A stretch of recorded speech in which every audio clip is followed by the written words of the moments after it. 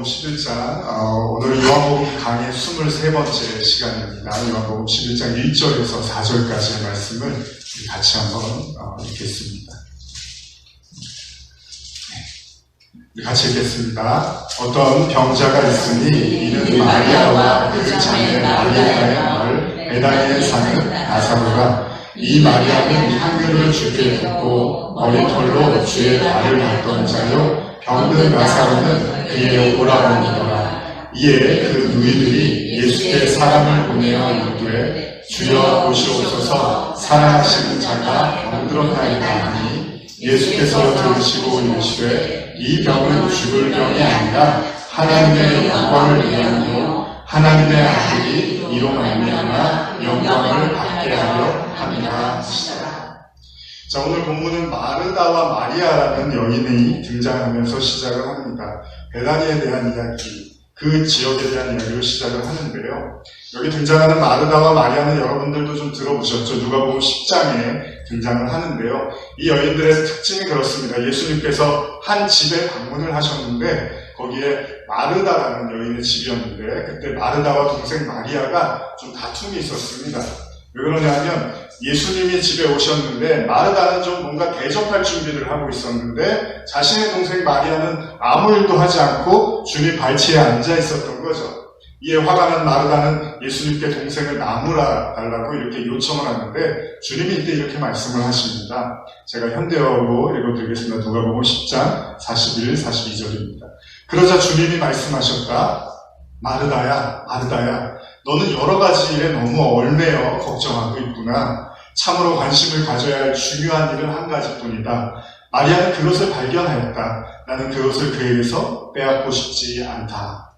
이렇게 예수님과 그녀들의 만남이 시작이 되는데요. 이 이야기에서도 짐작이 되는 것처럼 마르다의 동생 마리아는 예수님의 칭찬을 들었던 여인으로 오늘 요한복음 11장의 내용은 마리아가 바로 예수님을 위해서 귀한 향유를 깨뜨리고 자신의 머리카락으로 예수님의 발을 닦던 그런 여인이라고 기록되어 있습니다. 문제는요, 오늘 나사로라는 사람, 뭔가 심각한 질병에 걸리게 됐고요. 누이들은 너무나 걱정하는 끝에 예수님께 사람을 보내서 이를 알리고자 합니다. 예수님은 이 소식을 듣자 이렇게 말합니다. 이 병은 죽을 병이 아니라 하나님의 영광을 위함이요 하나님의 아들이 이로 말미암아 영광을 받게 하려 함이라 하시더라. 사실 이 말씀은 우리가 이미 나누었던 요한복음 9장에서도 나옵니다. 예수님이 맹인을 만나시고 똑같은 말씀을 하시죠. 누구의 죄 때문이 아니라 하나님의 영광을 위해서다. 예수님은 이렇게 자기 앞에 선 병자들을 볼 때마다 가끔 이런 말씀을 하셨습니다. 이 질병은 하나님 영광 때문이다. 이런 말들을 반복해서 하십니다. 이미 예전에도 제가 말씀을 나눴던 것처럼 예수님이 바라보는 시각과 우리가 바라보는 생각이 좀 다르다는 겁니다. 우리는 고통이나 어려움이 찾아오면 하나님을 원망하기가 쉽습니다. 그런데 예수님은 모든 것에 대해서 하나님의 영광을 자꾸 언급을 하시는 거죠. 다시 말하면 같은 사건이라도 예수님은 다른 관점에서 그걸 보고 계시다는 거예요. 여러 번 강조했지만 눈을 감은 맹인을 주님이 고쳐주시면서 눈뜬 자를 향해서 예수님이 뭐라 그랬죠? 너희가 맹인이었으면 내가 고쳐주는데 너희가 눈을 떴다고 하니까 내가 고쳐줄 수가 없구나, 이렇게 이야기를 합니다. 예수님은 이 땅에 있는 사람들 향해서 눈을 감았다고 말씀을 하셨어요. 그러면 한번 생각해 보죠. 눈을 떴다는 건 또 뭘까요? 예수님이 보셨을 때 눈을 감은 건 뭐고 예수님이 보셨을 때 눈을 뜬 건 뭘까요? 우리가 알고 있는 건 이건 육체적인, 육신적인 게 아닌 거잖아요. 여러분들 다 눈을 뜨고 계시잖아요. 그렇다면 예수님이 눈뜬 자들에게 소경이라고 하신 말씀의 뜻은 무엇일까 생각해 보는 거죠. 여러분, 눈을 떴다는 게 뭘까요? 잠깐 요한복음 9장으로 돌아가 보면요, 예수님으로부터 눈을 뜨게 된 사람, 그러니까 예수님이 고쳐준 사람에 대한 이야기들이 나오기 시작합니다. 요한복음 9장 28절에서 33절인데요. 여러분, 제가 30절까지 읽고 31절부터 여러분과 같이 읽겠습니다. 그들이 욕하여 이르되 너는 그의 제자이나 우리는 모세의 제자라. 하나님이 모세에게는 말씀하신 줄을 우리가 알거니와 이 사람은 어디서 왔는지 알지 못하노라. 그 사람이 대답하여 이르되 이상하다. 이 사람이 내 눈을 뜨게 하였으되 당신들은 그가 어디서 왔는지 알지 못하는도다. 하나님이 죄인의 말을 듣지 아니하시고 경건하여 그의 뜻대로 행하는 자의 말은 들으시는 줄을 우리가 아나이다. 창세 이후로 맹인으로 난 자의 눈을 뜨게 하였다 함을 듣지 못하였으니 이 사람이 하나님께로부터 오지 아니하였으면 아무 일도 할 수 없으리이다.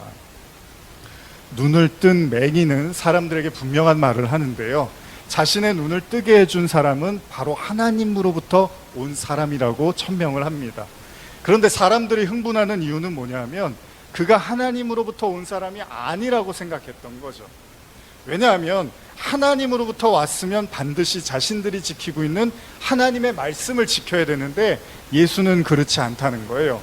이것도 잘 생각해 보면 그렇습니다, 여러분.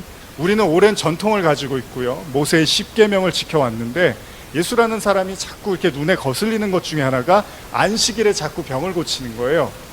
예수님께서 그들에게 자꾸 안식일에 병을 고치자 사람들이 도저히 그걸 받아들이기가 쉽지가 않았던 거죠. 예수님은 뭐라고 하시냐면요, 안식일은 단순히 아무 일도 하지 않는 게 아니라 고통받는 사람들, 억압받는 사람들을 해방시켜줘야 된다라고 말씀을 하시는 거죠. 진정한 안식, 그러니까 예수님, 하나님께서 원하시는 안식은 인간이 가지고 있는 근본적인 고통으로부터 해결시켜주는 게 안식이지, 아무것도 안 하고 그냥 가만히 있는 걸 안식이라고 하나님은 말하지 않는다는 거죠. 그런데 사람들은 왜 화가 났냐 하면 단순하게 자기의 수준으로 안식일을 이해하고서 그 수준에 맞지 않는 행동을 예수님이 했다고 비난을 했다는 거죠. 무슨 이야기냐 하면 그들은 성경 보는 눈을 상실했고 나아가서는 하나님의 일과 사람의 일을 구분을 잘 못하더라는 거예요. 심지어는요, 하나님의 일과 마귀의 일을 혼동할 정도로 그들의 시력이 나빴다는 겁니다. 그래서 예수님한테 자꾸 마귀가 들렸다, 귀신 들렸다라는 얘기를 많이 하는 거죠. 사실 오늘 서두에도 제가 말씀드린 마르다와 마리아 이야기를 가만히 생각해 보세요. 누가복음 10장을 보면 예수님이 집에 오시니까 마르다는 너무 기쁘니까 음식을 준비한단 말이에요. 그런데 마리아는 말씀을 들으려고 예수님 곁에 이렇게 앉아 있어요. 별거 아닌 것 같지만 두 사람 생각이 너무 다른 거예요. 그런데 마르다는 당연히 자기 생각이 옳다고 생각해요. 여러분들은 어떻습니까? 마리아가 맞습니까? 마르다가 맞습니까? 손님이 왔어요. 그런데 손님을 위해서 음식을 차리는 사람이 잘하는 겁니까? 아니면 손님 앞에서 그냥 아무것도 안 주고 얘기나 나누죠 라고 하는 사람이 더 잘하는 겁니까? 여러분들도 생각이 다 있으실 거예요. 아마 마르다는 당연히 본인이 옳다고 생각을 했을 거예요. 근데 예수님은 마리아를 칭찬하셨다는 거죠. 이게 예수님의 생각이 일반 사람들과 좀 다르다는 것이 나타나고 있는 본문인데요, 우리는 그렇잖아요. 아니, 사람이 왔는데 물 한 잔이라도 내줘야지. 아니, 사람이 왔는데 아무것도 안 줘? 이 기본도 안 된 거 아니야? 이런 생각을 우리는 할 수 있잖아요. 근데 예수님은 그렇게 생각을 안 한다는 거예요. 무슨 의미입니까? 예수님의 관점에서는 우리가 생각하는 거하고는 다를 수 있다는 거예요. 그러니까 지금 여러분과 제가 생각하는 것과 예수님이 생각하시는 게 완전히 다를 수가 있습니다. 그래서 우리가 눈을 떠야 되는 이유가 뭐냐면 예수님의 관점, 그러니까 예수님이 어떻게 생각하고 어떻게 바라보고 있는지를 우리도 이해해야 되는데 그걸 알기 위해서는 우리가 눈을 뜨지 않으면 잘 모를 수도 있다는 거예요. 그래서 바울이 어떻게 합니까? 예수님을 만나기 전에는 열심히 그리스도인들을 핍박을 해요. 그러면서 하나님의 뜻과 전혀 반대되는 행동을 하지만 사실 바울 자신은 그게 하나님의 영광이라고 생각을 하잖아요.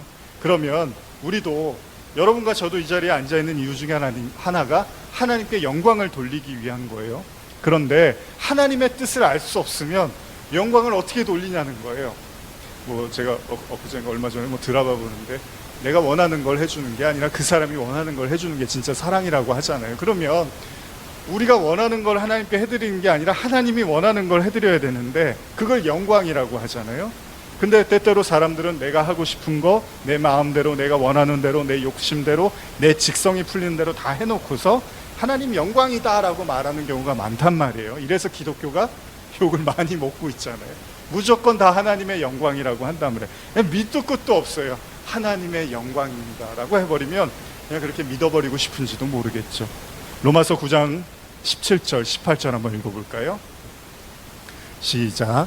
성경이 바로에게 이르되 내가 이 일을 위하여 너를 세웠으니 곧 너로 말미암아 내 능력을 보이고 내 이름이 온 땅에 전파되게 하려 함이라 하셨으니 그런즉 하나님께서 하시고자 하시는 자를 긍휼히 여기시고 하고자 하시는 자를 완악하게 하시느니라.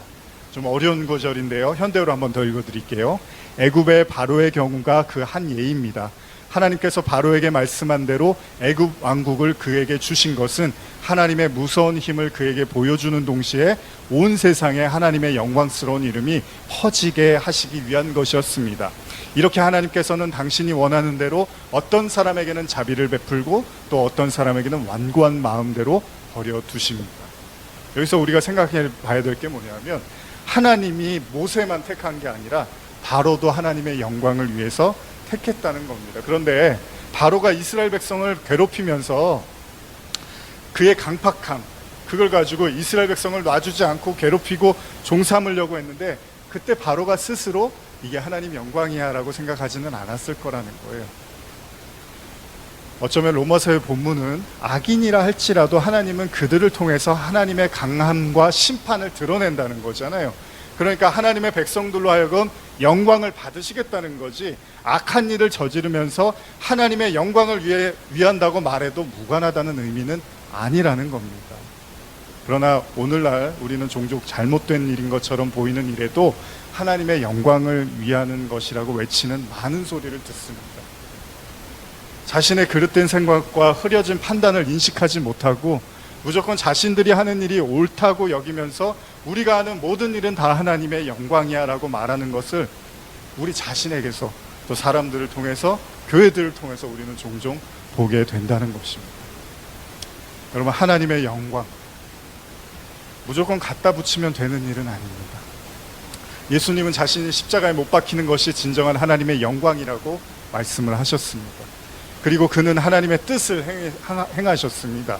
하나님의 뜻을 알아야지 하나님의 영광도 돌릴 수 있다는 거지, 그냥 하나님의 영광이라고 내가 말하고 믿어버린다고 해서 그게 하나님의 영광이 아니라 오히려 그것 때문에 내가 화가 미칠 수도 있다는 겁니다.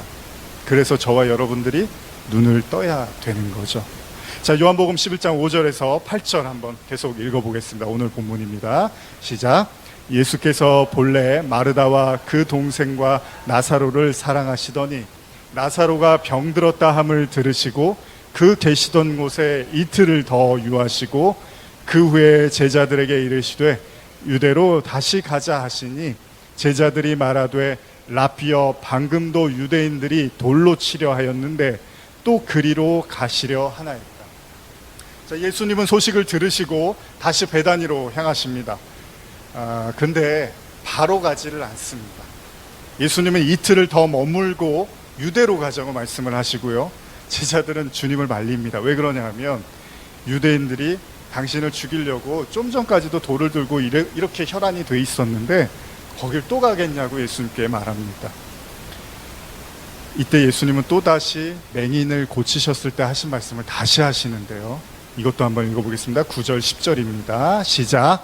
예수께서 대답하시되 낮이 12시간이 아니냐? 사람이 낮에 다니면 이 세상의 빛을 보므로 실족하지 아니하고 밤에 다니면 빛이 그 사람 안에 없는 고로 실족하는. 여러분 잘 생각해 보시면 요한복음 8장 9장 계속 반복되고 있는 이런 말씀들이 10장도 그렇고요 등장을 하고 있는데 이걸 왜 자꾸 예수님이 반복을 하실까요? 우리가 이미 나눴지만 이게 밤에는 깜깜하니까 일을 못하고 낮에 밝을 때 일하자라는 말씀으로 우리가 이해하지 않는다고 했죠. 그러면서 예수님이 자꾸 이 낮과 밤에 대한 이야기를 반복을 하십니다. 그런데 요한복음 9장 5절에 예수님이 뭐라 그러시죠? 내가 세상에 있는 동안에는 세상의 빛이다, 이렇게 말씀을 하세요. 자, 예수님이 자신을 세상의 빛이라고 말씀을 하십니다. 그러니까 자신이 세상에 있는 동안이 낮이다, 이 얘기를 자꾸 굉장히 많이 반복을 하세요. 이거 왜 그러실까요? 왜 내가 낮이다, 내가 있는 동안이 낮이야, 그러면 예수님이 안 계시면 밤이다라는 거예요. 이걸 예수님이 계속 반복을 하시는데 밤이 되면 사람들이 실족할 거래요. 그런데 11장 10절을 보면 밤의 사람을 이렇게 정의하죠. 11장 10절 다시 보면 밤에 다니면 빛이 그 사람 안에 없는 고로 실족한다 그러잖아요. 이게 뭐냐면 밤의 사람은 빛이 그 사람 안에 없는 사람, 요거를 성경이 지금 예수님이 밤의 사람이라고 해요. 그러니까 낮의 사람은 빛이 그 안에 있으면 낮의 사람이고, 빛이 그 안에, 여러분과 제 안에 예수님의 빛이 없으면 그걸 밤의 사람이라고 하고, 여러분과 제 안에 빛이 있으면 낮의 사람이라고 한단 말이죠. 다시 요한복음 1장으로 넘어가 보면, 이 요한복음 1장이 이래서 되게 중요하거든요. 제가 수십 번을 여러분들과 나누는 이유가 바로 이 안에 이야기가 다 들어가 있습니다. 구원의 섭리가. 한번 제가 천천히 읽어드릴게요. 요한복음 1장 1절에서 4절입니다. 태초에 말씀이 계시니라. 이 말씀이 하나님과 계셨으니 이 말씀은 곧 하나님이시라. 말씀이 하나님이래요. 그가 태초에 하나님과 함께 계셨고 만물이 그로 말미암아 지은 바 되었으니 지은 것이 하나도 그가 없이는 된 것이 없느니라. 이 3절도 매우 중요한 구절입니다. 하나님이 다 만드셨대요. 이런 얘기만 있는 게 아니죠. 3절은. 4절. 그 안에 생명이 있었으니 이 생명은 사람들의 빛이다. 그러니까 여러분과 제 안에 빛이 있으면 그걸 생명이라고 하고 그걸 낮의 사람이라고 한단 말이에요. 그러니까 예수님이 요한복음에서는 계속 이걸 강조하고 있어요. 자, 우리가 앞서서 요한복음 강해를 통해서도 나눴지만 성경은 생명을 사람들의 빛이다라고 해요. 그러니까 예수님이 계속해서 내가 세상의 빛이다, 빛이다. 여러분들이 반드시 뭐가 돼야 되는 거예요? 빛이 돼야 되는 거예요. 그래서 제자들한테 너희가 세상의 빛이다라고 말씀을 하신 이유예요. 그러니까 반드시 영생을 누리는 자는 예수님처럼 저와 여러분도 결국 마음에 빛을 가지고 있어야 돼요. 우리들 마음에 빛이 있다면, 어린아이들도 알고 있는 여러분들 안에도 빛이 있어야 된대요. 근데 만일 빛이신 예수님이 이 땅에 오시고 빛을 환히 밝히셨는데 그 빛이 여러분들 안에 있지 않으면 그걸 어둠, 그걸 멸망, 그걸 심판이라고 하는 거예요. 그래서 예수님이 니고데모한테 뭐라 그러시죠? 요한복음 3장 18절 이하입니다. 그를 믿는 자는 심판을 받지 아니하는 것이요 믿지 아니하는 자는 하나님의 독생자의 이름을 믿지 아니함으로 벌써 심판을 받은 것이니라. 그 정죄는 이것이니 곧 빛이 세상에 왔으되 사람들이 자기 행위가 악함으로 빛보다 어둠을 더 사랑한 것이니라. 악을 행하는 자마다 빛을 미워하여 빛으로 오지 아니하나니 이는 그 행위가 드러날까 함이라. 자, 사람들이 빛을 원하지 않는 이유에 대해서 성경은 이렇게 말하는 거예요. 그것은 바로 자신들의 행위가 빛에 의해서 드러날까 봐. 사람들이 영화나 드라마를 보면서 종종 흥미로워하는 부분이 있는데 그게 뭐냐 하면 반전이라는 겁니다. 반전. 국어사전에서 반전을 찾아보면 일의 형세가 반대로 된, 이런 뜻을 갖고 있는데, 여러분들 혹시 드라마 좋아하시는 분들 드라마 보시면 뭐 이제 요새 막장이라고 해서 막 기가 막힌 일들이 갑자기 벌어지잖아요. 그런 것들 우리가 반전이라고 하는데, 혹시 이 중에서 보신 분들도 계시겠지만 대표적인 그 반전을 나타내는 영화 중에 하나 식스센스라는 영화가 있습니다. 1999년작인 이 영화는 아동 심리학 박사 한 사람의 이야기로 시작이 되는데요. 8살 아이를 이제 치료를 하면서 그 아이를 어떻게든 좀 치료하려고 박사가 열심히 애를 씁니다. 그런데 좀처럼 아이는 마음을 열어놓지 않습니다. 그러나 박사의 노력으로 아이는 마음을 열고 자기의 비밀을 털어놓기 시작해요. 그게 뭐냐 하면 자기는 귀신을 본다는 거예요. 박사는 아이를 치료하기 위해서 최선을 다합니다. 그러나 박사에게는 또 다른 근심이 있었는데, 그건 자신의 사랑하는 아내가 자신과 대화를 하지 않으려고 하는 거예요. 아무리 노력하고 다가가도 자신에게 말 한마디조차 하지 않고 자신을 없는 사람처럼 대합니다. 그리고 서서히 아내가 다른 남자를 만나는 것 같은 불길한 상황이 일어나자 아주 굉장히 괴로워합니다, 주인공이. 근데 생각을 해보니까 1년 전에 자신이 치료했던 사람이 집안에 무단으로 침입했던 적이 있는데, 그때 자신들을 총으로 위협했던 사건이 있었는데 그 이후부터 아내가 말이 없어진 것 같아요. 박사는 아내와 아이 사이에서 혼란을 느낍니다. 일이냐 가정이냐 고민하면서 아이를 치료하던 중에 영화의 마지막 장면이 드러납니다. 충격적인 반전이 일어납니다. 그것은 바로 자기도 죽은 사람이었다는 거예요.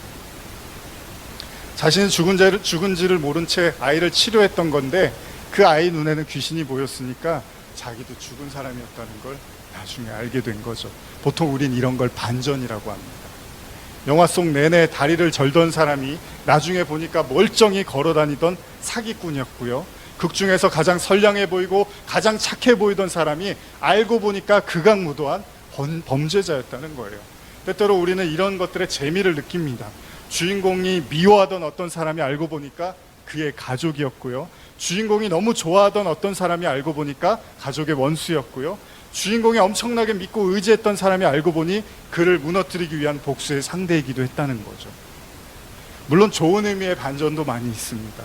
어쨌든 사람들은 자기가 생각했던 것을 넘어선 어떤 이야기를 받아들일 때 매우 놀란다는 거예요. 자, 그러면 예수님이 인간이 빛으로 나오지 않는 이유에 대해서 그들이 자신들의 행위가 드러나는 걸 원치 않기 때문이라고 말씀을 하십니다. 그러니까 인간 내면에 빛이 없다는 사실을 인정하고 싶지 않으니까 진짜 빛으로 나오고 싶어 하지 않는다는 거예요. 여러분, 빛이 없다는 건 성경은 생명의 부재를 의미합니다. 동시에 성경은 그 빛을 어떻게 소유해야 되는지도 말하고 있습니다. 요한복음 8장 12절 한번 읽어볼까요? 자, 빛을 어떻게 소유해야 되느냐? 시작. 예수께서 또 말씀하여 이르시되 나는 세상의 빛이니 나를 따르는 자는 어둠에 다니지 아니하고 생명의 빛을 얻으리라. 자, 우리는 그리스도를 통해서 반드시 생명의 빛을 소유해야 됩니다. 자, 우리의 인생을 통해서 이 빛을 가지지 못하면 우리를 밤의 사람, 어둠의 사람이라고 성경이 이야기를 하는 거예요. 자, 그럼 다시 오늘의 본문으로 돌아가겠습니다. 요한복음 11장 11절에서 13절 같이 읽겠습니다. 시작. 이 말씀을 하신 후에 또 이르시되 우리 친구 나사로가 잠들었도다. 그러나 내가 깨우러 가노라. 제자들이 이르되 주여 잠들었으면 낫겠나이다 하더라. 예수는 그의 죽음을 가리켜 말씀하신 것이나 그들은 잠들어 쉬는 것을 가리켜 말씀하신 줄 생각하는지라. 예수님과 제자들 사이에 이 거리가 있습니다. 예수님은 나사로가 잠들었다라고 말씀하십니다. 그가 이미 죽었다는 얘기예요, 예수님은. 그런데 제자들은 진짜로 잠들었으면 좋겠네요 라고 이야기를 합니다. 예수님은 죽음조차도 잠든 것에 비유를 합니다. 그러나 제자들은 문자 그대로 이해했다는 겁니다. 자, 예수님이 다시 말씀하십니다. 요한복음 11장 14절. 이에 예수께서 밝히 이르시되 나사로가 죽었느니라. 여기서 밝히 이르시되 이런 표현이 있죠. 빛이라는 게 이런 겁니다. 빛은 예수님께서 무언가를 밝히시다는 건데 그게 뭐냐면 사람들이 인정하고 싶지 않은 것을 예수님은 직시하게 만든다는 거예요. 그러니까 제자들은 아니, 나사로가 잠들었으면 좋겠네요 이러고 있으니까 아니야, 죽었어 이렇게 말씀을 하십니다. 자, 많은 사람들은 때때로 신앙을 약간은 비현실적이고 추상적인 걸로 이해하고 싶어 합니다. 그러다 보니까 성경도 마치 소설이나 동화 읽듯이 보려고 하는 경향이 있다는 거예요. 자, 여러분과 제가 병원에 가면 우리가 가진 질병이 무엇인지를 확인하기 위해서 건강검진을 합니다. 피를 뽑고 소변 검사를 하고 그리고 몸의 문제를 살피기 위해서 각종 검사들을 진행을 합니다. 필요에 따라서 사진을 찍기도 합니다. 자, 소변과 피를 검사하면 그것만으로도 수많은 신체 질병 정보를 얻을 수가 있습니다. 그리고 사진을 찍으면 우리 몸속에서 무엇이 도사리고 있는지도 알 수가 있습니다. 자, 이건 매우 현실적이고 직접적인 겁니다. 이런 여러 가지 검사를 통해서 어떤 문제가 생기면 그것에 맞는 처방을 하고 약을 먹거나 수술을 하고 입원을 해서 치료를 받고 그러면서 우리는 회복이 되어져 간다는 거예요. 얼마 전에 제가 편의점에 갔다가요, 물건을 이제 사려고 하는데 저는 담배가 그렇게 종류가 많은지 몰랐어요. 담배 이렇게 이제 그 판매원이 좀 잠깐 다른 일을 하고 그래서 기다리는데 이제 그 눈에 이렇게 들어오는데 담배들이 쫙 진열이 되어 있더라고요. 근데 아유, 가짓수가 이렇게 많구나 이러고 생각을 하고 있는 동시에 거기에 실려 있는 사진들이 이렇게 보이기 시작하는 거예요. 아시죠, 여러분? 담배 가게 무슨 그림, 무슨 사진이 있는지. 전혀 담배를 아예 쳐다도 안 보시니까 잘 모르실 수도 있겠지만 거기 보면 이제 담배 많이 피우게 되면 생기는 질병이나 이런 그런 것들을 이렇게 사진으로 다 찍어놨잖아요.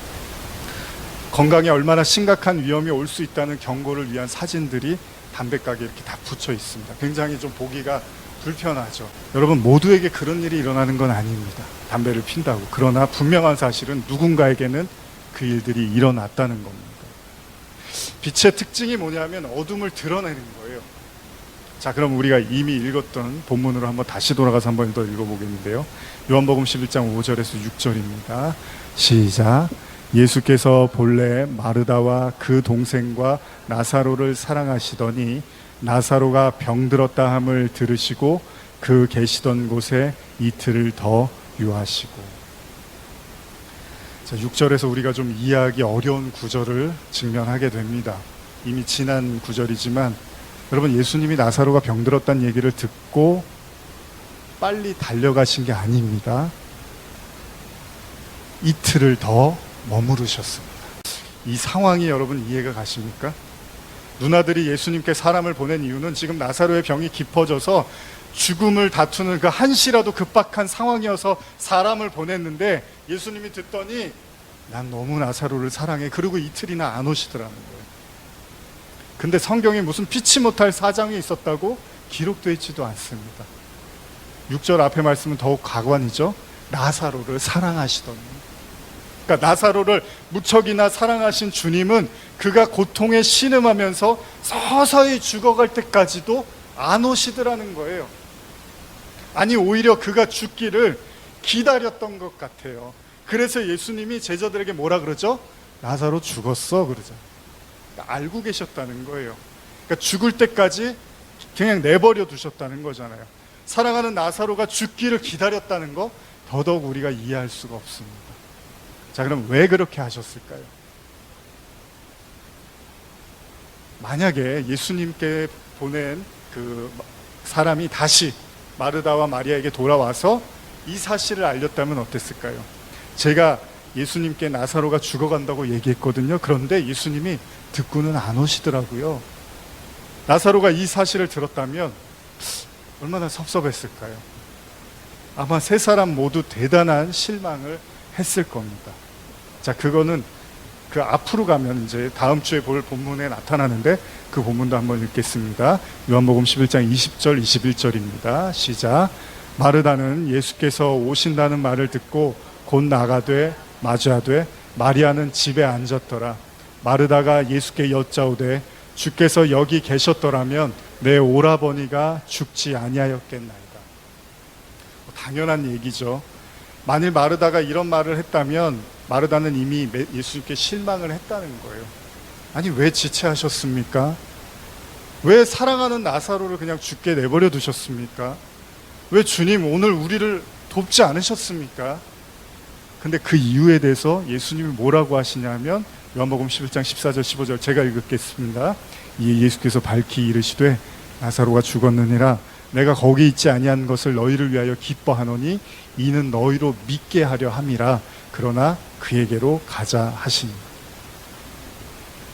예수님이 나사로가 죽을 때까지 기다린 이유를 말씀하시는데 믿게 하려고 그랬대요.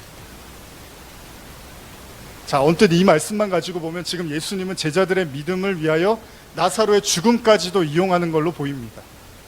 그렇기도 한 것이 예수님은 맹인을 볼 때도 종종 그랬고 하나님 영광을 위해서라는 말을 사용하셨습니다. 그러니까 예수님께서는 모든 것이 믿음을 위한 교제인 것처럼 이야기를 하고 있다는 거예요. 예수님 눈에는 그런가 봐요. 심지어는 지금 나사로의 죽음도 하나님 영광을 위한 거야 라고 말을 하고 있습니다. 여러분, 근데 보는 입장에서는 어떨지 모르지만 당하는 입장에서는 얘기가 달라집니다. 여러분과 제가 잘 아는 프로그램 중에 몰래카메라는 게 있죠. 몰래카메라. 어이없는 상황을 연출한 다음에 정작 주인공은 자기는 몰라요. 그리고 이 모든 걸 카메라에 담습니다. 자기가 속고 있다는 걸 전혀 눈치채지 못하면서 화를 내기도 하고 황당하기도 하고 울기도 합니다. 그런데 보는 사람들은 박수를 치면서 웃어요. 그런데 그것이 쇼라는 걸 알기 때문에, 그게 모두 연출이라는 걸 알기 때문에 웃고 즐길 수가 있는 거죠. 그렇다면 지금 예수님이 이 상황을 연출하고 계시는 걸까요? 일반적으로 사랑한다면 나사로의 숨이 끊어지기 전에 한 걸음에 달려와야 되는 법입니다. 오늘날로 하면 총알 택시라도 타고서 신호를 무시하고서라도 그의 숨이 살아있을 때까지 뛰어가야 된다는 거예요. 그런데 예수님의 판단은 좀 달랐다는 거예요. 아니, 매우 달랐다는 겁니다. 마리아와 마르다를 보는 생각이 다르셨던 것처럼 말입니다. 이사야 55장 8절 9절 중요한 구절인데 한번 같이 읽어볼까요? 시작. 이는 내 생각이 너희의 생각과 다르며 내 길은 너희의 길과 다름이니라. 여호와의 말씀이니라. 이는 하늘이 땅보다 높음같이 내 길은 너희의 길보다 높으며 내 생각은 너희의 생각보다 높음이니라. 우리가 알고 있는 것처럼 예수님이 나사로의 집에 도착했을 때요, 많은 사람들의 원망이 터지기 시작합니다. 여기 계셨으면 안 죽었을 텐데요, 왜 여기 계시지 않았을까요? 라고 사람들이 원망을 합니다, 예수님께. 그런데 이 사람들의 마음에 절대 가지지 못하는 생각이 뭐냐 하면 나사로를 살리실 거라는 것에 대해서는 꿈에도 생각을 못합니다. 아무도 몰랐습니다. 마르다도, 그렇게 예수님을 사모했던 마리아도 모릅니다. 이건 어떤 의미에서 한편의 몰래카메라 같습니다. 예수님을 제외한 그 누구도 나사로가 다시 살아날 것에 대해서 알고 있거나 믿고 있는 사람이 단 한 사람도 없고 단 하나의 기대도 없습니다. 그런데 재밌는 건 몰래카메라에서도 그런 것처럼 당황하거나 힘겨운 상황이 연출되면 사람들은 자기의 모습을 본다는 거예요. 자, 그러면 지금 예수님께서 나사로의 죽음을 통해서 무언가를 의도하고 계시다면 그것은 바로 우리들의 본 모습 또한 드러나기를 원할 거라는 거죠. 그리고 사실 이 사건의 가장 중요한 주인공은 누구냐 하면 바로 나사로입니다. 지금 이 싸움은 예수님과 나사로의 전쟁과 같은 겁니다. 나사로는 죽어가면서 예수님을 원망하고 예수님은 그런 나사로가 죽을 때까지 기다리시는 거죠. 예수께서 자신의 소식을 듣고 이틀 동안이나 지체하고 계시다는 사실은 그에게는 커다란 배신감이었을 겁니다. 물론 성경은 이를 기록하고 있지는 않습니다. 반대로 나사로가 평안한 가운데서 죽음을 맞았을 수도 있었을 겁니다. 그런데 중요한 사실은 그의 누이들이 예수님께 사람을 보냈다는 거예요. 그건 나사로를 치료해달라는 예수님의 간곡한 예수님께 요청을 한 거라는 거예요. 오늘날도 마찬가지잖아요. 우리가 간절한 요청을 드립니다. 그런데 그 기도들이, 그 요청들이 지체되어지고 전혀 응답이 되지 않을 때도 많잖아요. 결국 그 기다림은 불신과 원망으로 이어지기도 합니다. 나사로도 누이들도, 그리고 그들을 안타까워하는 모든 사람들, 그들은 예수님을 이해할 수가 없어요. 왜냐하면 그들이 알고 있던 예수님의 모습이 아니에요. 이건 마치 예수님이 나사로를 버린 것처럼 보입니다. 아마도 그들은 스스로 그렇게 느꼈는지도 모릅니다. 예수님이 우리를 버린 게 아닐까? 그런데 예수님의 생각은 다릅니다. 나사로의 죽음은 사람들로 하여금 예수에 대한 기대와 믿음을 저버리는 사건이 됩니다. 예수님은 결코 자신의 편들이 아니라는 실망하는 계기가 됩니다. 예수님 역시도 죽음 앞에서는 어쩔 수 없구나라는 편견을 심어주는 계기가 됩니다. 그래서 어떤 사람이 이런 말을 합니다. 요한복음 11장 37절도 한번 읽어보겠습니다. 시작. 그중 어떤 이는 말하되 맹인의 눈을 뜨게 한 이 사람이 그 사람은 죽지 않게 할 수 없었더냐 하더라. 간혹 어린아이들이 이런 생각을 할 때가 있습니다. 저도 어릴 때가 있지만요, 중학교 시절에 가지고 싶었던 가방이 하나 있었습니다. 한쪽으로 매는 그 농구 선수 그림이 그려있는 가방, 길다란 가방이었는데 그게 너무 갖고 싶었어요. 안 되면은 비슷한 짝퉁이라도 갖고 싶었습니다. 그래서 부모님한테 졸랐습니다. 그랬더니 부모님이 안 된다고 하셨어요. 그럴 때 이제 제가 제일 잘 쓰는 방법이 뭔지 아시겠습니까? 밥을 안 먹기 시작합니다. 방에 들어가서 식음을 전폐합니다. 그러면서 제가 속으로 생각합니다. 지질이도 운도 없지. 왜 우리 부모는 이런 가방도 안 사줘? 남들 다 사주는데. 그래, 부모님은 나를 별로 대수롭게 생각하지 않아. 나는 참 불행한 사람이야. 결국 저의 단식을 보다 못한 어머니가 들어옵니다. 울먹입니다. 사줄 테니까 밥 먹어, 제발. 그만 좀 속색여. 물론 저희 부모님은 그런 상황을 연출한 건 아닙니다. 그렇다고 해서 저를 버린 것도 아닙니다. 저에 대한 무관심도 아니었습니다. 어떤 사건 하나가 전체를 무너뜨리는 경우가 있습니다. 절친했던 사람들이 잘 지나다가 한 방에 헤어지기도 하고요. 잘 나가던 사업이 한 방에 무너지기도 합니다. 평온했던 가정에 한순간에 불화가 찾아오기도 합니다. 그럼 사람들은 쉽게 절망합니다. 지금 예수님의 행동은 나사로의 주변에 있는 모든 사람들에게 절망을 빠뜨릴 수 있도록 그들을 절망으로 몰고 가고 있다는 겁니다. 여러분, 빛이라는 건 그런 겁니다. 예수님이요, 이틀을 지체하자 예수님을 알았던 나사로를 비롯한 그의 누이들과 그의 주변의 모든 사람의 믿음이요, 이틀을 지체하니까 다 사라져버려요. 그들에게 예수는 더 이상 전능하신 하나님의 아들도 아니고 믿을 수 있는 존재도 아닙니다. 그들의 믿음이 바닥을 드러내리는 데 걸린 시간 이틀이었습니다.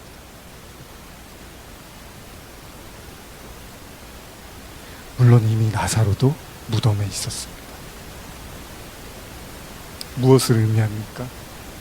빛은 어둠을 드러냅니다.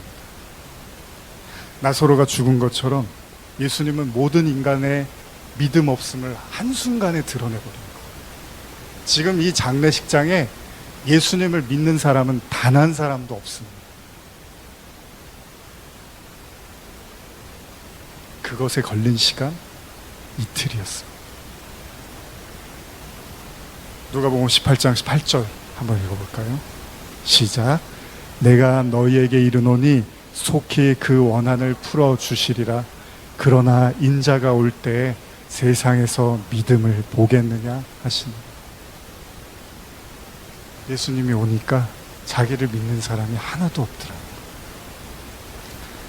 안 믿는 사람은 안 믿어서 안 믿는 거지만 믿는다고 했던 사람들도 가보니까 하나도 믿고 있지를 않더라는 거예요.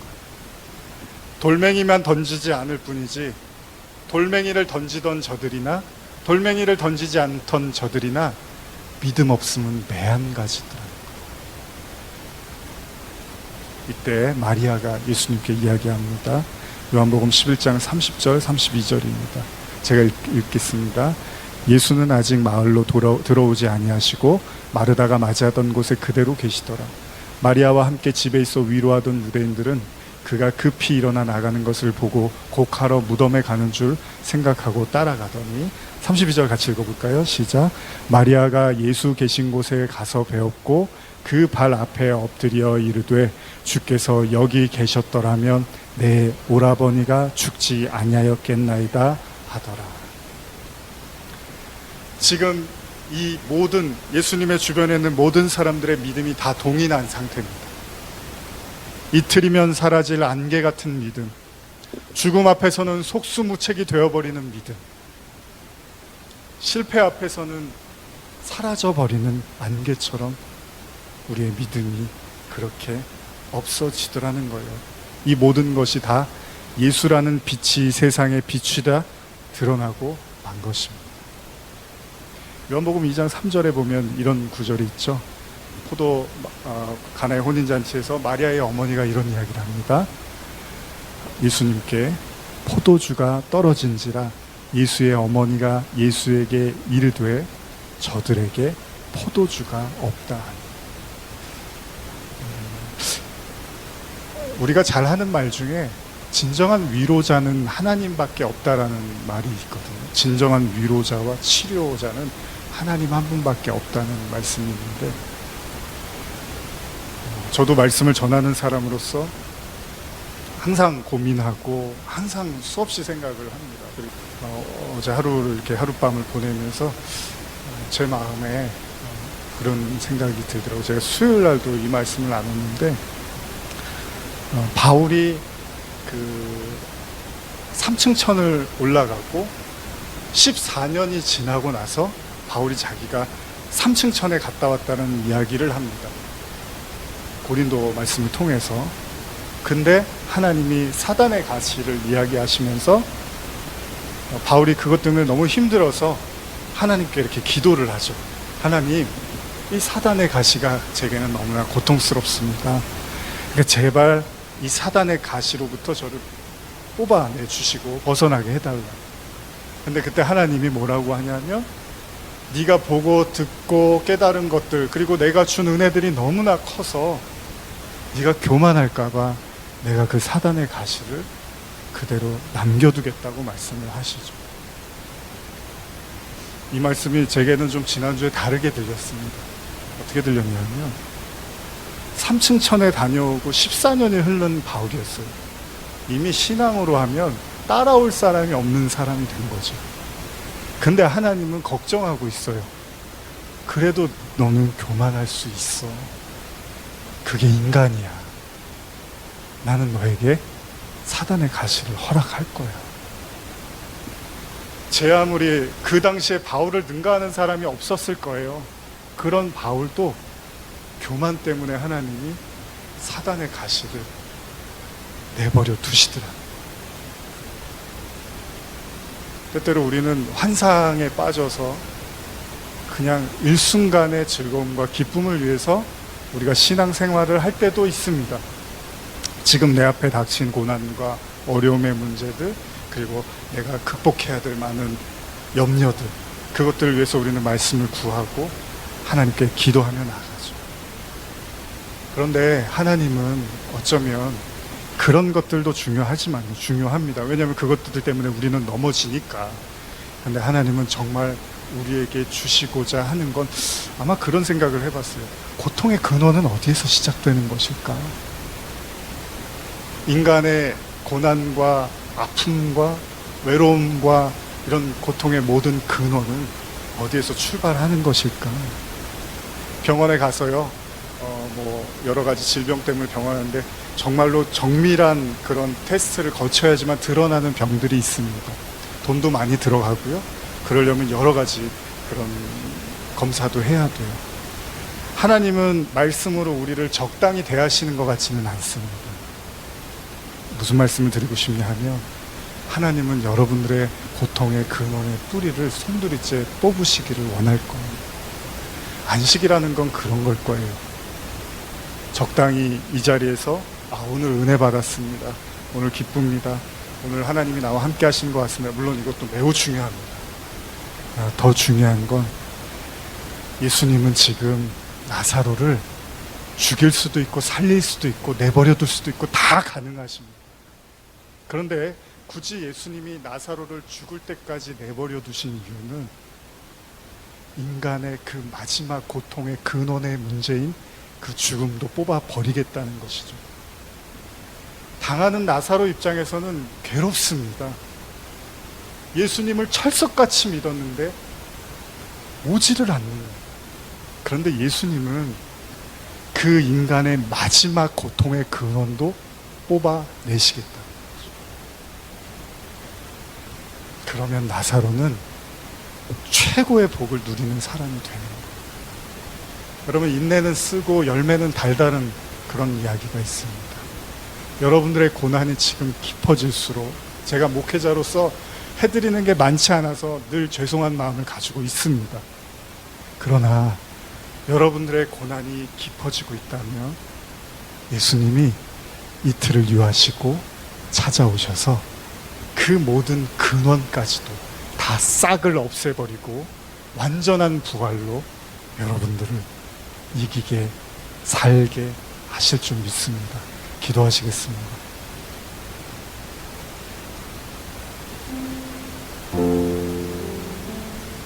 말씀을 기억하시면서 성령이 이끄시는 대로 우리 같이 기도하시겠습니다. 자, 오늘은 요한복음 강해 24번째 시간입니다. 요한복음 강해 24번째 시간입니다. 요한복음 11장 15절에서 17절까지의 말씀입니다. 그래서 말씀 나누겠습니다. 요한복음 강해 24번째 시간, 요한복음 11장 15절에서 17절까지의 말씀을 우리 같이 한 목소리로 읽겠습니다. 시작.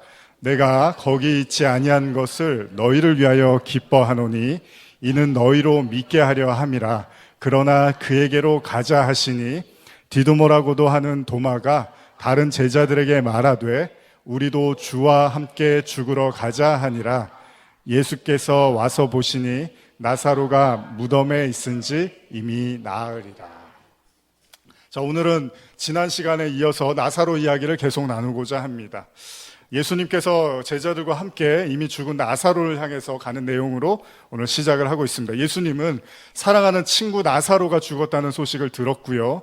그러나 바로 예수님이 나사로를 찾아가지는 않았습니다. 오히려 소식을 듣고 이틀이나 더 유하시고 난 다음에 나사로를 찾아가시는 거죠. 그 이유에 대해서 예수님이 이미 말씀을 하셨습니다. 요한복음 11장 15절에 보면 내가 거기 있지 아니한 것을 너희를 위하여 기뻐하노니 이는 너희로 믿게 하려 함이라. 그러나 그에게로 가자 하시니. 자, 예수님은 나사로의 죽음을 통해서 제자들을 비롯한 사람들에게 믿음을 주기 위해서라고 이렇게 말씀을 하십니다. 자, 예수님이 나사로를 향해서 이제 걸어가시는데요. 이때 도마가 뭐라고 얘기를 하냐면 주님과 함께 죽으러 가자. 사실 이런 이야기를 합니다. 도마가 갑자기. 근데 이게 무슨 얘기냐 하면 그 도마의 말에는 이제 이유가 있었는데 요한복음 11장 7절 8절을 보시면 제가 읽어드릴게요. 그 후에 제자들에게 이르시되 유대로 다시 가자 하시니 제자들이 말하되 라비여 방금도 유대인들이 돌로 치려 하였는데 또 그리로 가시려 하나이까 이렇게 기록이 되어 있습니다. 자, 그러니까 유대로 향하는 발걸음, 무슨 얘기하냐면 방금 예수님이 유대에서 오셨는데 사람들이 예수님을 싫어해서 돌로 쳐서 죽이려고 했어요.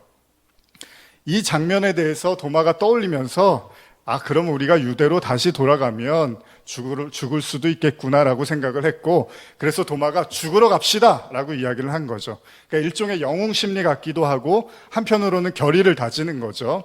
또 한편으로는 좀 가벼워 보이는 말처럼 들리기도 합니다. 어쨌든 간에 도마는 나사로의 죽음보다는 자신들의 처지에 대한 걱정을 먼저 하고 있었다는 거죠. 여러분, 예수님하고 따라다녔던 제자들은요, 기적이야 늘상 있는 일이었습니다. 그리고 예수님께서 종횡무진 하시는 것도 항상 있는 일이었어요. 예수님은 뭐 아무데나 막 가셨으니까요. 새로울 것이 없었습니다. 그런데 그 예수님의 발걸음에 또 따라다니는 것이 있었는데 그게 뭐냐면 유대인들의 핍박이었습니다. 그러니까 가는 곳마다 사람들이 돌을 던지려고 한 것을 항상 제자들은 봤어요. 그걸 본 제자 중에 하나인 도마로서는 다시 유대로 간다는 것은 매우 불안한 일이었다는 것입니다. 그래서 이제 예수님은 지금 나사로를 살리러 가겠다고 하시는데 도마는 뭐라고 합니까? 죽으러 가자 이렇게 얘기를 하는 거예요. 그만큼 도마는 사역이 어려웠다라는 거예요. 그러니까 예수님을 쫓아다니는 게 좀 불안하고 힘들었다라는 얘기를 하고 있는 겁니다. 매 순간이 위태위태하고 스릴이 있었어요. 그래서 영웅 심리도 발동을 하지만 한편으로는 언제 죽을지도 모른다는 그 두려움이 있었다는 겁니다. 자, 요한복음 11장 17절에서 21절을 한번 같이 읽겠습니다. 시작. 예수께서 와서 보시니 나사로가 무덤에 있은 지 이미 사흘이라.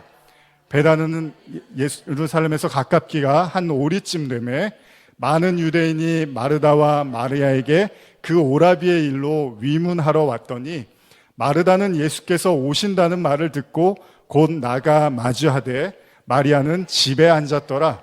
마르다가 예수께 여짜와 주께서 여기 계셨더라면 내 오라버니가 죽지 아니하였겠나이다. 자, 도마의 걱정과는 다르게 결국 예수님은 제자들을 안전하게 나사로의 집으로 이끄십니다. 그런데 성경은 이미 나사로가 무덤에 있은 지 나흘이 됐다고 기록이 되어 있습니다. 가만히 생각해 보면은 누이들이요, 그러니까 나사로의 그 누이 동생들이 예수님께 사람을 보내고 예수님은 이틀을 더 유하셨어요. 그러니까 예수님이 나사로의 소식을 듣고 이미 나사로가 죽었을 거라고 예수님이 말씀을 하셨잖아요. 그리고 이틀이 지났다는 거예요. 그러니까 예수님은 나사로가 죽은 지 나흘째 되는 날에 오셨습니다. 제가 좀 유치할 수도 있지만 한 가지 생각을 해본 게, 예수님은 십자가를 지시고 3일 만에, 사흘 만에 부활을 하셨어요. 그런데 만약에 나사로의 부활이 예수님의 부활을 예표하고 있다면 이왕이면 오실 거 사흘째 되는 날에 오시면 되는데 굳이 예수님이 나흘째 등장을 하신다는 거죠. 그러니까 세 번째 날에 오시면은 예수님이 사흘 만에 부활하시니까 나사로도 그렇게 사흘 만에 부활하게 우리에게 보여주시는 거구나, 예표구나 라고 할 텐데 굳이 나흘째에 오셨다는 거예요. 물론 이건 예수님의 선택이었습니다.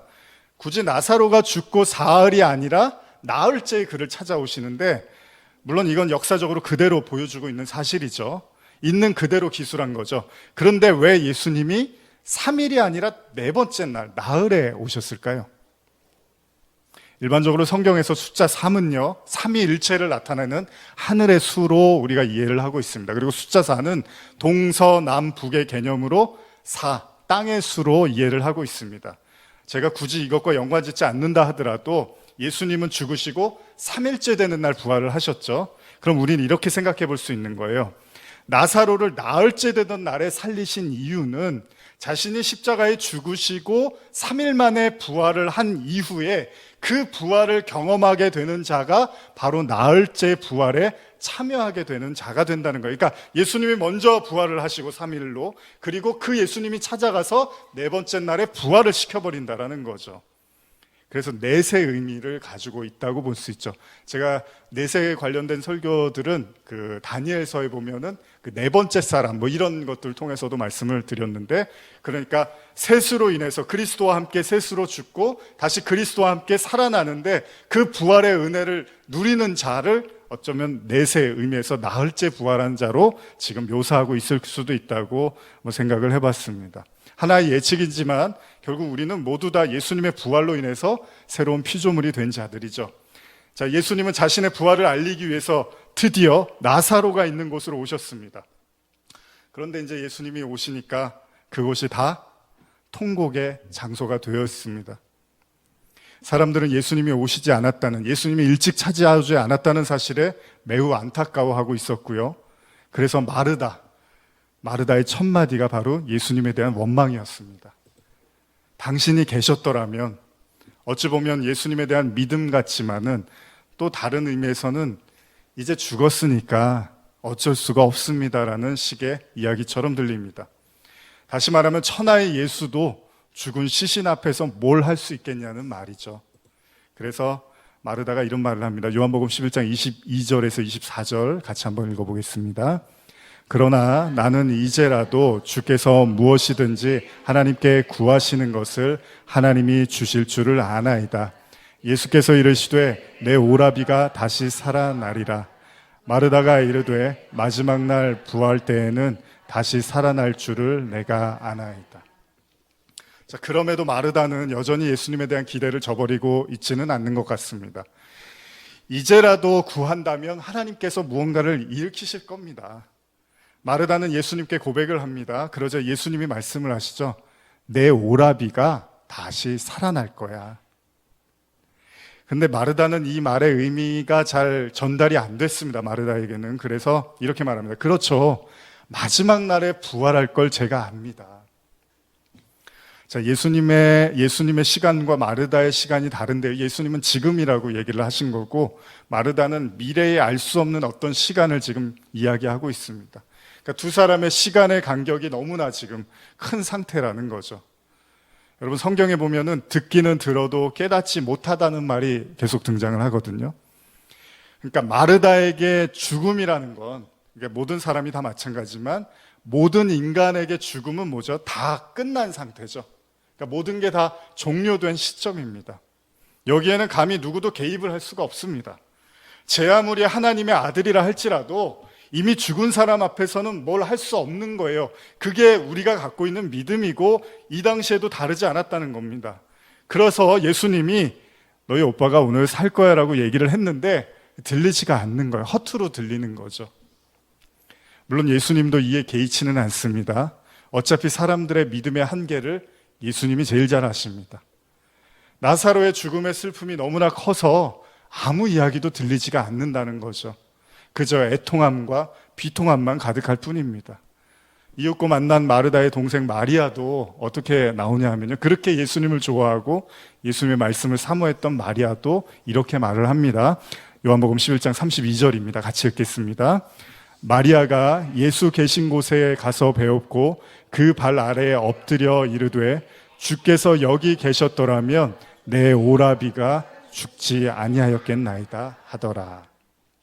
자, 마리아 역시도 원망 섞인 말처럼 들리는 이야기를 하죠. 뭐 이런 겁니다. 왜 살아있을 때 오지 않았습니까? 왜 우리가 찾을 때 오지 않았습니까? 왜 서두르지 않으셨습니까? 예수님을 대하는 그녀의 마음이 매우 복잡합니다, 지금. 다른 사람들도 마찬가지겠지만, 아니, 천하의 예수가 왜 친구 나사로, 사랑하는 친구 나사로를 그렇게 죽게 내버려뒀을까? 모두의 생각이 다 비슷했던 것 같습니다.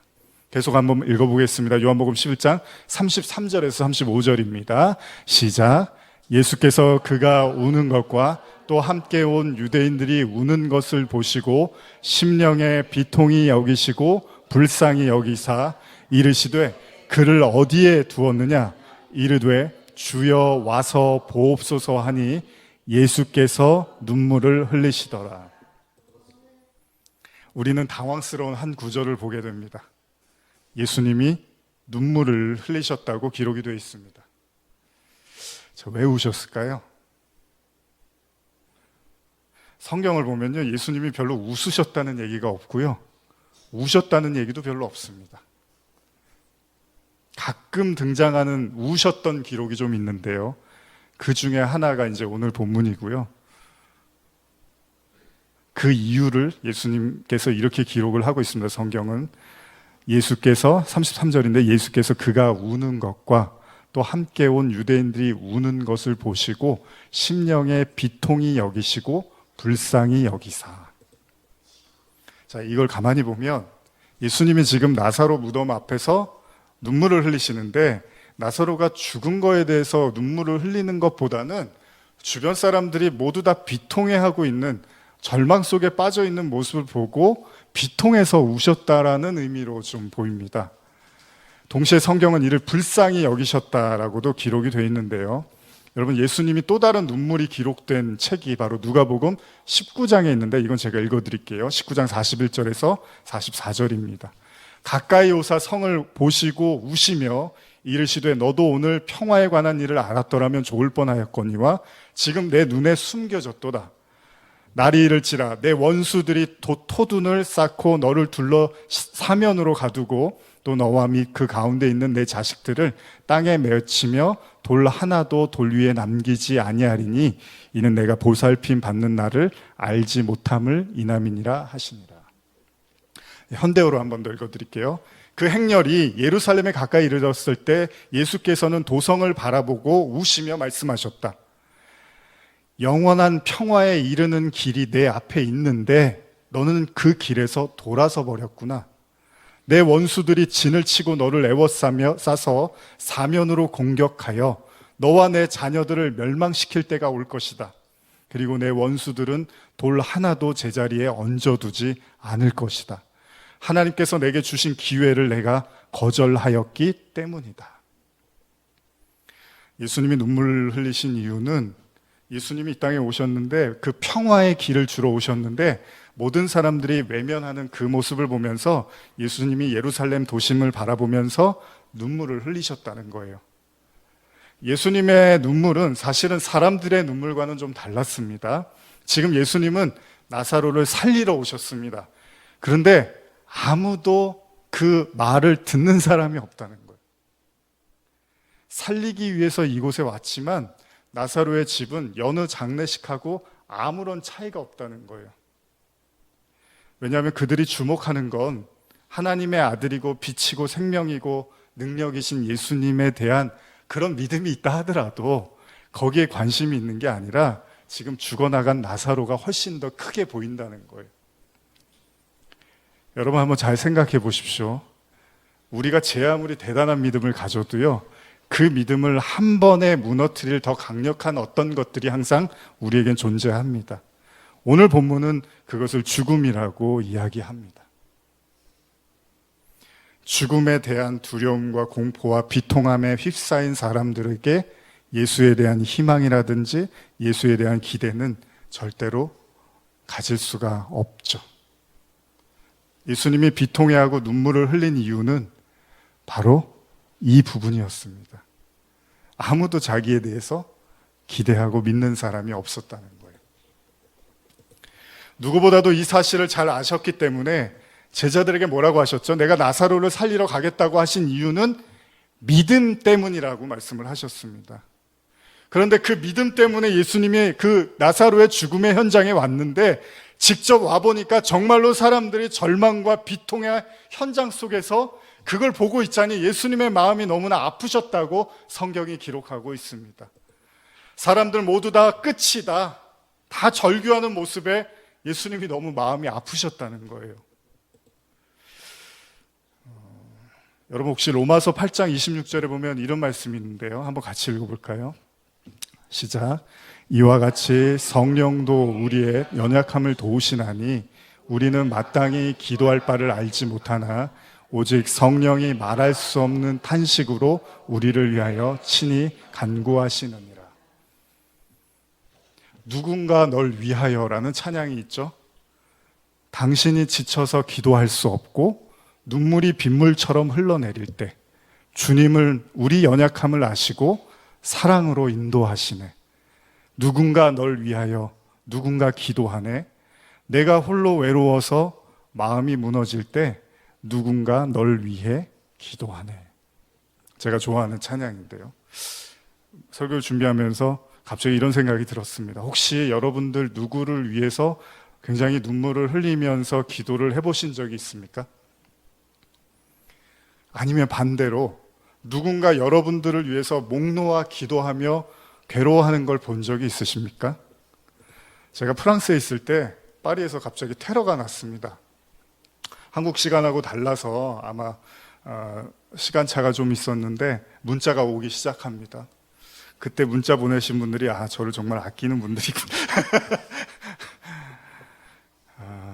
근데 나중에 제가 알게 된 사실인데 멀리 계셨던 한 분이 저하고 연락이 이렇게 제가 프랑스 가면서 연락이 잘 안 됐는데 그러다 보니까 연락할 길이 없어서 그러다가 그 소식을 듣고 굉장히 막 밤새 울면서 기도를 했대요. 혹시나 제가 파리에서 뭐 당했을까봐 일을. 근데 나중에 이제 그 얘기를 듣는데 되게 이렇게 행복하다는 생각이 들더라고요.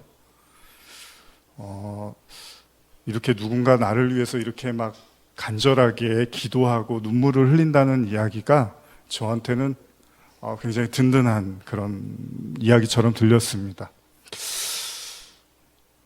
혹시나 여러분들 지금 혹시 누구를 위해서 굉장히 안타까워하면서 기도하고 계십니까? 아니면 그 영혼의 구원 때문에 너무나 비통하고 너무나 슬픈 나머지 눈물을 흘리고 계시는 그런 분은 계십니까? 우리가 예수님에 대해서 오해할 수 있는 게 예수님은 전능자고 하나님이기 때문에 피도 눈물도 없을 거라는 생각을 은연중에 할 수도 있습니다. 왜냐하면 예수님은 모든 걸 다 아시기 때문에 굳이 감정의 동요를 보이지 않을 거라고 생각을 하는 거죠. 근데 오늘 본문을 보니까 예수님도 우십니다. 너무 비통해 하시고 너무 안타까워 하시죠.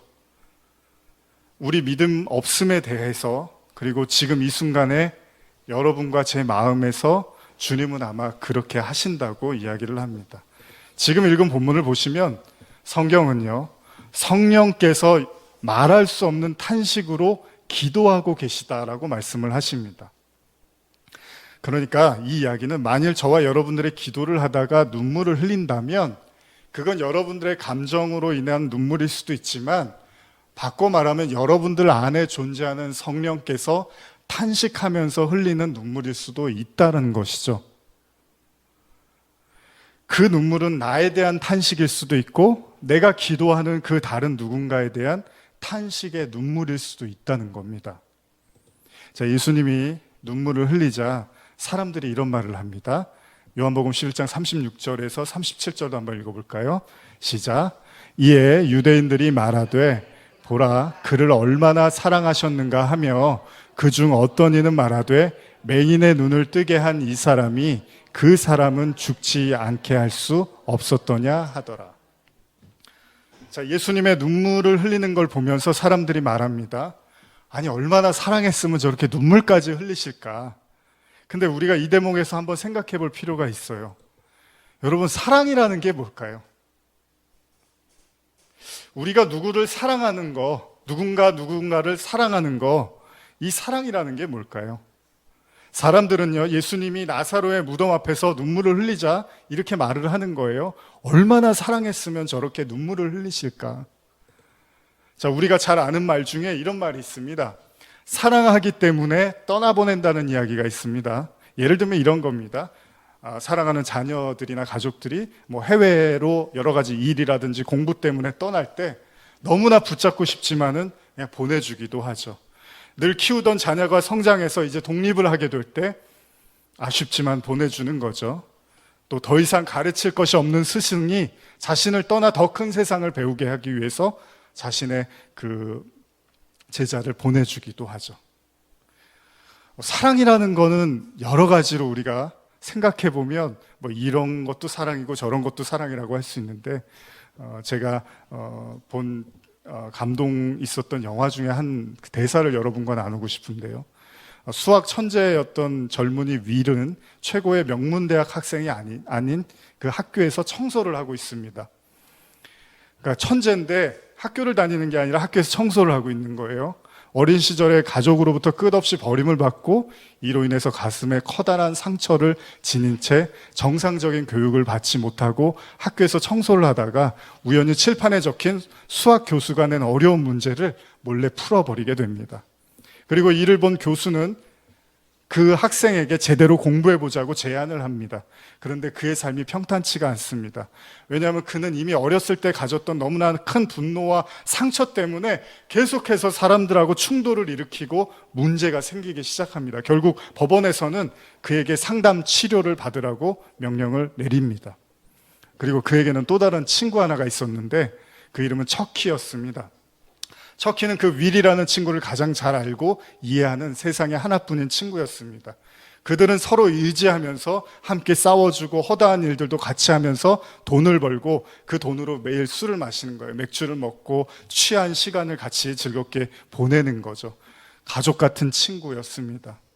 그런데 척키는 자기 친구 윌이 천재인데도 자기에게 다가온 그 행운을 두려워하는 친구를 보면서 너무나 안타까워합니다. 그래서 척키는 친구 윌에게 이렇게 말을 합니다.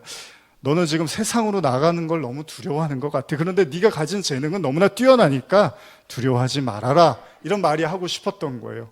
세상에 주목받는 것도 두렵고 그래서 그가 가진 천재성을 감추고 지금의 현실에 안주하려는 친구가 너무나 안타까운 나머지 그걸 마음 깊이 담아뒀던 이 친구가 오늘 함께 이렇게 일을 하던 중에 이런 말을 꺼냅니다.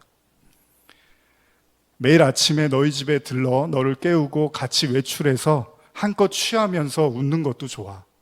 하지만 내 생애 최고의 날이 언젠지 알아?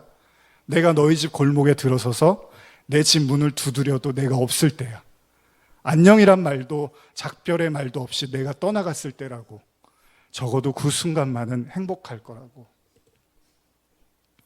영화 굿윌 헌팅에 나오는 대사입니다. 너무나 아끼고 사랑하기 때문에 그가 잘 되기를 진심으로 바라기 때문에 우리는 때때로 누군가를 붙잡고 싶지만 그럼에도 그를 떠나보낸다는 거죠.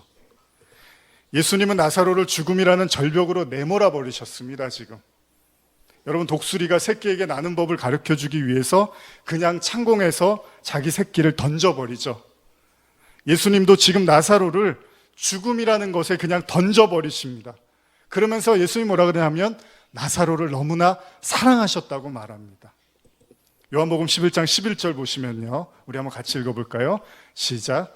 이 말씀을 하신 후에 또 이르시되 우리 친구 나사로가 잠들었도다. 그러나 내가 깨우러 가노라. 예수님은 나사로를 향해서 자신의 친구라고 말씀을 하십니다. 예수님이 말씀하시는 친구가 뭘까요? 여러분, 예수님과 여러분과 친구가 된다는 건 무슨 의미일까요? 자, 요한복음 15장 15절에 예수님의 친구라는 말을 쓰십니다. 제가 자주 좀 나누는 말씀인데요. 한번 같이 읽어볼까요? 시작. 이제부터 너희를 종이라 하지 아니하리니 종은 주인이 하는 것을 알지 못함이라. 너희를 친구라 하였노니 내가 내 아버지께 들은 것을 다 너희에게 알게 하였음이니라. 자, 성경에서 예수님이 친구가 된다는 건 예수님께서 하나님에게 들은 것들을 다 배운 자라고 이렇게 기록을 합니다. 그러니까 지금 나사로가 겪고 있는 이 모든 일들, 예수님이 나사로에게 지금 친구라고 하셨잖아요. 그건 예수님이 들은 모든 걸 지금 나사로에게도 겪게 하시겠다라는 이야기입니다. 자, 친구를 향한 예수님의 사랑은 바로 나사로에게 그 친구로서 배워야 되는, 하나님의 친구로서 배워야 되는 가장 중요한 것, 그것 바로 죽음을 경험하게 하는 것이었습니다. 좀처럼 우리가 이해가 되지 않는데 사랑하는 사람에게는 고생을 시키지 않는 법입니다. 그리고 사랑하는 사람이 행여나 힘들어할까봐 다독거리고 힘들 때는 위로해주고 그들의 말을 들어주면서 그들의 편에 서주는 것이, 그게 친구입니다. 그가 최소한의 어려움을 당하지 않도록 함께 해주는 것을 우리는 사랑이라고 알고 있습니다. 돌멩이가 날아와서 죽음의 위기에 처한 가늠하던 여인의 편에 서주셨던 예수님의 말씀이었습니다. 앞을 보지 못하는 맹인에게 듣도 보지 못한 기적을 일으켰던 분이 바로 예수님입니다. 38년이나 꼼짝도 할 수 없었던 병자를 단숨에 일으켜셨던 그분이 바로 주님이십니다. 그런데 지금 주님이 너무나 사랑해서 눈물까지 흘리는 그 친구 나사로는 그냥 죽게 내버려 두셨다는 거예요.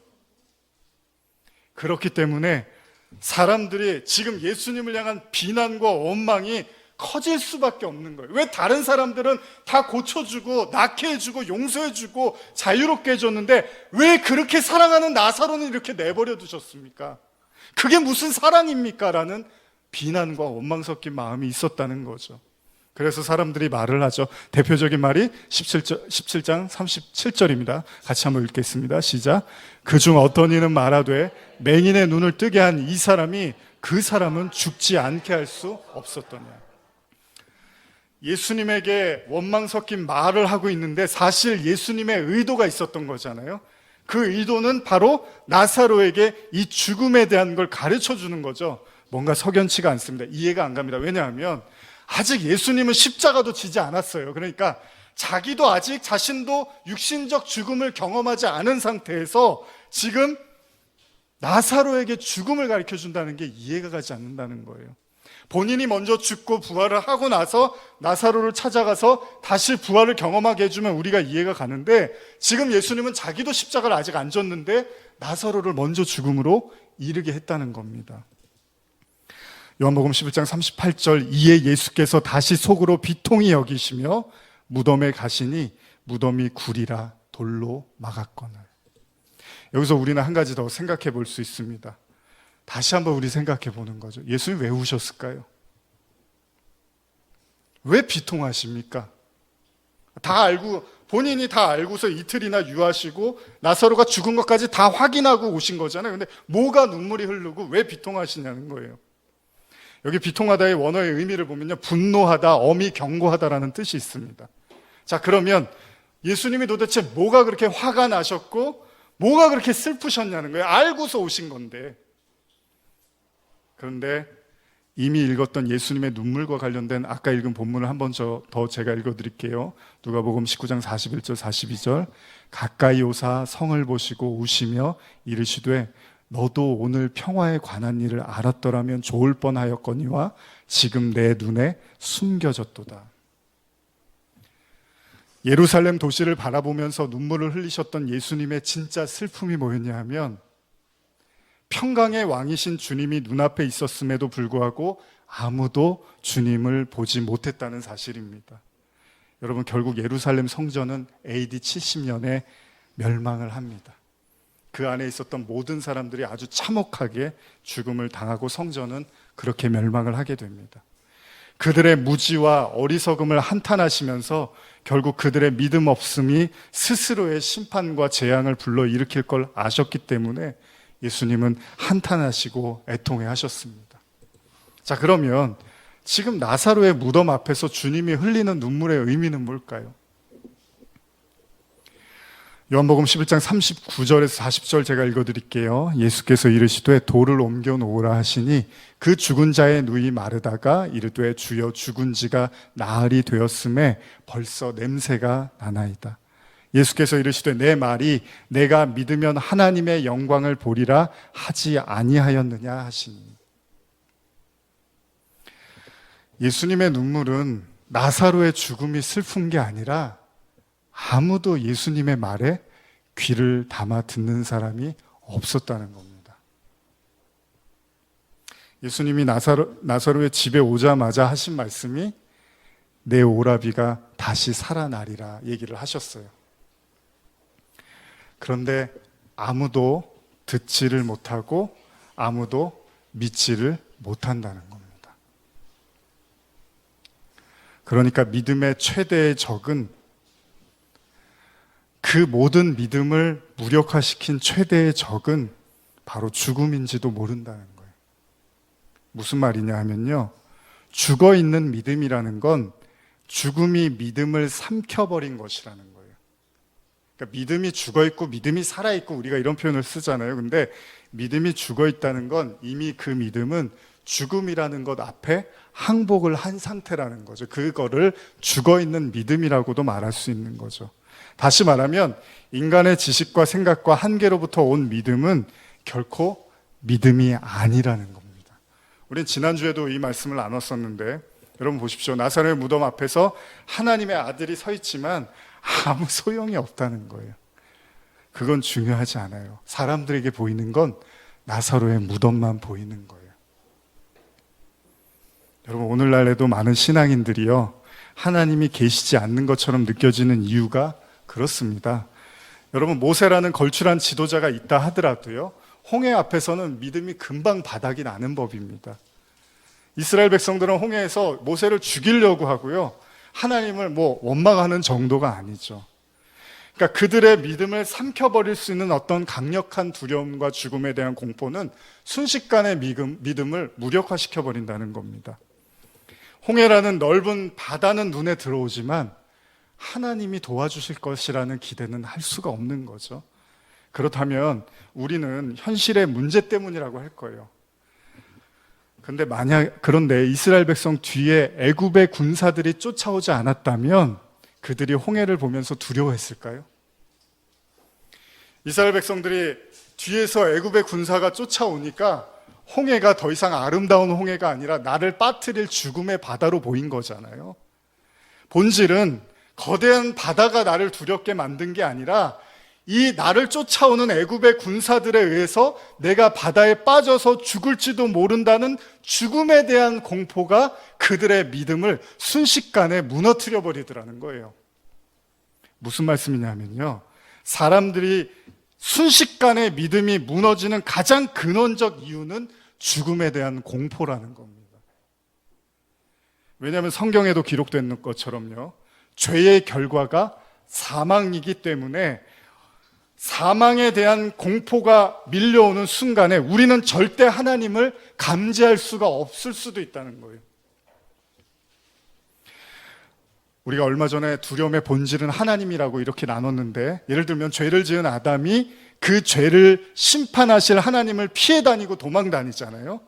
그러면 인간이 피하고 싶은 건 하나님이었는데 그 하나님을 왜 피하느냐? 하나님이 나를 심판하니까. 근데 그 심판은 뭐예요? 사망이니까. 그러니까 인간은 하나님을 피해 다니는데 왜 피해 다니냐? 하나님이 나를 심판할까봐, 죽일까봐. 그래서 죽음을 면하기 위해서 인간은 도망친다라는 거예요. 그러니까 모든 인간은 죽음을 도망치고 있는지도 모른다는 거죠. 그래서 나사로라는 그 죽음의 무덤 앞에 하나님도, 하나님의 아들도 아무 소용이 없는 거예요. 죽음이 최고예요, 인간에게는. 그래서 가인이 아벨을 돌로 쳐 죽이고 거짓말을 합니다. 왜요? 하나님의 심판을 받기 원하지 않았기 때문에. 죽지 않으려고 하나님한테 거짓말까지 하는 거죠. 인간은 죽지 않기 위해서는 하나님에게 거짓말도 불사한다는 거예요. 인간은 살기 위해서 하나님을 속일 수도 있다는 거죠. 그래서 홍해 앞에 선 이스라엘 백성들이 아수라장이 되면서도 하나님을 원망하고 모세를 죽이려고 한 거예요. 왜? 죽을까 봐. 왜 그렇죠? 살고 싶어서. 모든 인간이 가지고 있는 생존 본능, 그것이야말로 인간이 가진 가장 원초적인 본능입니다. 여러분과 제가 가지고 있는, 그리고 모든 생명체가 가지고 있는 생존 본능. 그런데 그걸 너무나 잘 아는 예수님이 지금 나사로를 죽음의 사지로 몰아버리신 겁니다.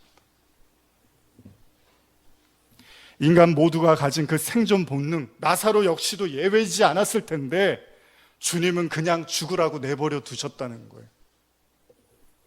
왜 그러셨을까요? 요한복음 11장 25절 26절 같이 읽을까요? 시작. 예수께서 이르시되 나는 부활이요 생명이니 나를 믿는 자는 죽어도 살겠고 무릇 살아서 나를 믿는 자는 영원히 죽지 아니하리니 이것을 내가 믿느냐. 요 말씀을 나사로에게 성취시키시려고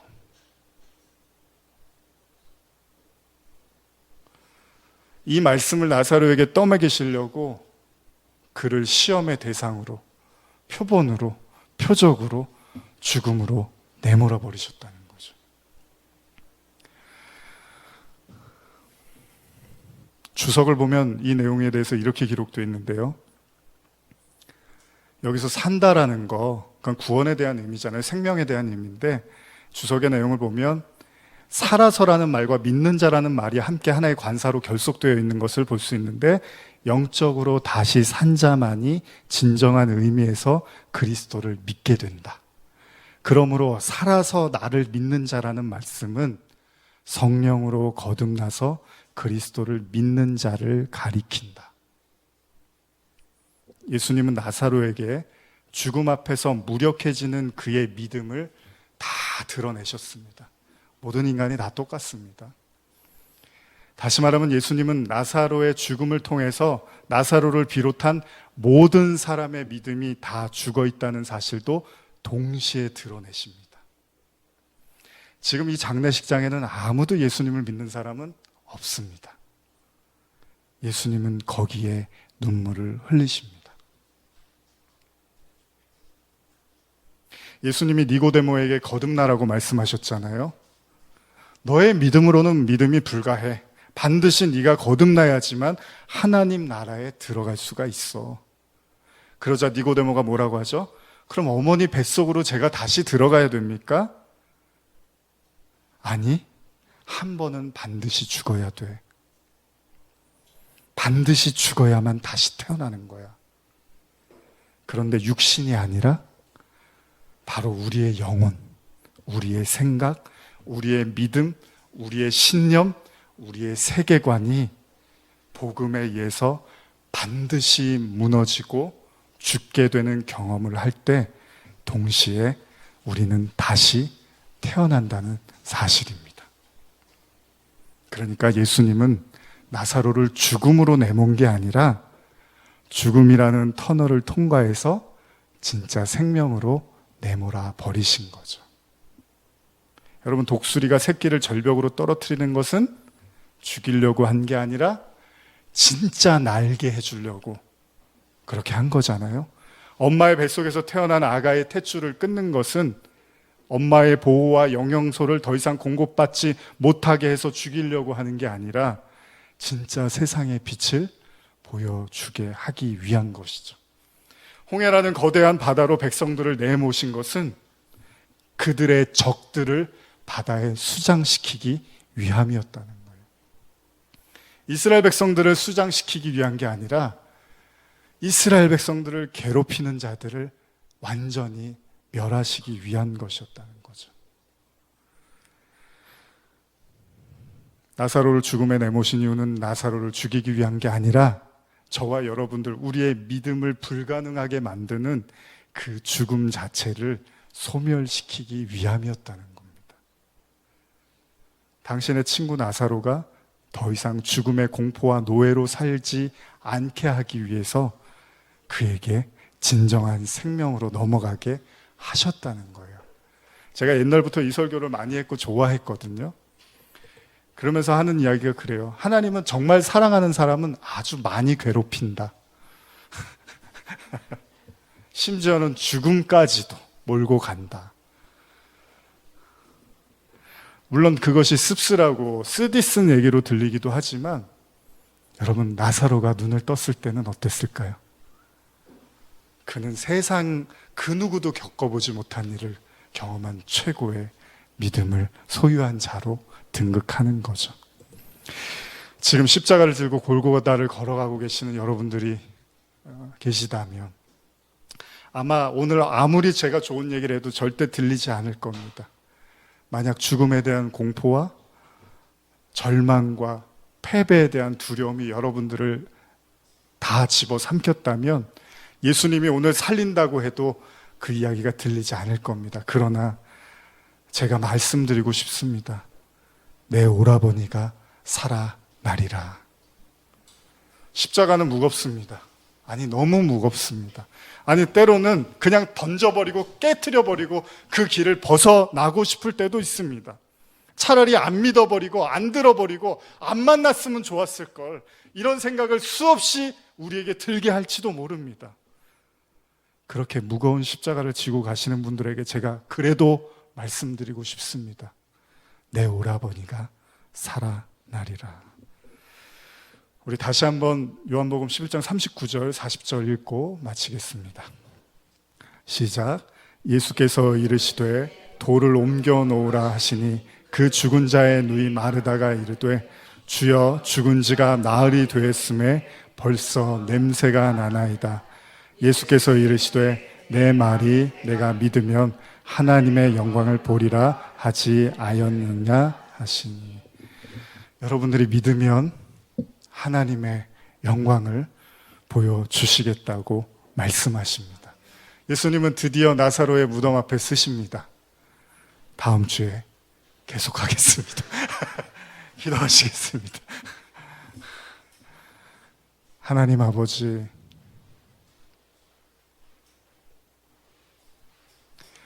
신앙인들이 가장 힘들 때가 내가 믿음이 많은 것 같았는데 그냥 무기력하게 무너질 때를 보면 많이 괴롭기도 하고 어렵기도 합니다. 그러나 예수님은 죽음이라는 사지로 나사로를 내몰아 버리셨습니다. 친구는 그런 겁니다. 가장 좋은 것과 가장 소중한 것을 함께 나누는, 오래되고 가까이 있는 벗. 우리는 하나님의 친구가 되고 싶습니다. 적당히 예수님 믿고 적당히 구원받는 사람이 아니라 하나님의 친구가 되고 싶습니다. 하나님께서 아브라함을 찾아가시고 나의 벗 아브라함아, 내가 너에게 무엇을 숨기겠느냐고 말씀하신 것처럼 오늘 우리에게 모든 것을 다 보여주시기를 원하시는 주님, 우리가 아무리 힘들고 어렵더라도 주님의 친구로 그 길을 묵묵히 걸어가게 하여 주시옵소서. 감사드리며 예수님의 이름으로 기도드립니다. 아멘.